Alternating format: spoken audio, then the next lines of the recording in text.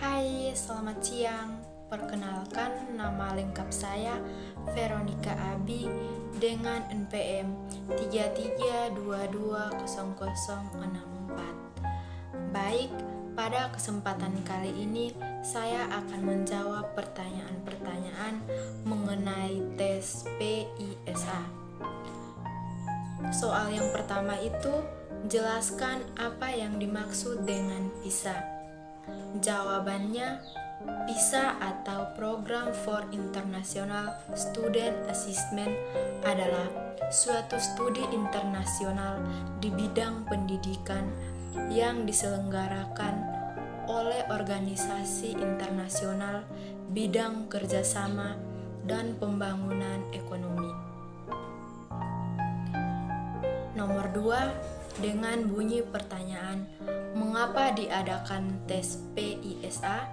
Jawabannya, karena PISA bertujuan untuk mendorong negara-negara saling belajar satu sama lain mengenai sistem pendidikan sehingga mampu membangunkan sistem persekolahan yang lebih baik dan secara efektif. Namun, di samping itu juga PISA bertujuan digunakan untuk menguji dan membandingkan kinerja anak sekolah di seluruh dunia dengan tujuan untuk meningkatkan metode dan hasil pendidikan. Nomor 3, dengan bunyi pertanyaan, apa saja jenis soal yang dites di PISA? Jawabannya, ada 5 jenis soal yang digunakan dalam tes PISA, yakni yang pertama itu pilihan ganda, kedua pilihan ganda kompleks, yang ketiga jawaban singkat, yang keempat esai tertutup, dan yang kelima adalah esai terbuka. Yang keempat, bagaimana skor PISA siswa di Indonesia 20 tahun terakhir?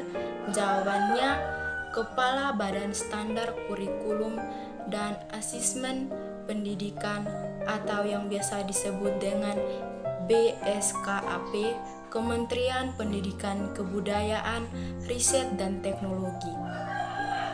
Menurut Anindito Aditimo menyebutkan skor program for International Student Assessment atau yang disingkat PISA, Indonesia diprediksi belum akan membaik, bahkan masih jauh dari rata-rata dari skor yang ada selama 20 tahun terakhir ini. Nomor yang kelima, dengan bunyi pertanyaan, apa saja langkah pemerintah Indonesia untuk meningkatkan skor PISA siswa Indonesia? Jawabannya, meningkatkan kualitas pendidikan agar menghasilkan generasi yang siap dalam pasar internasional adalah dengan mengubah kurikulum.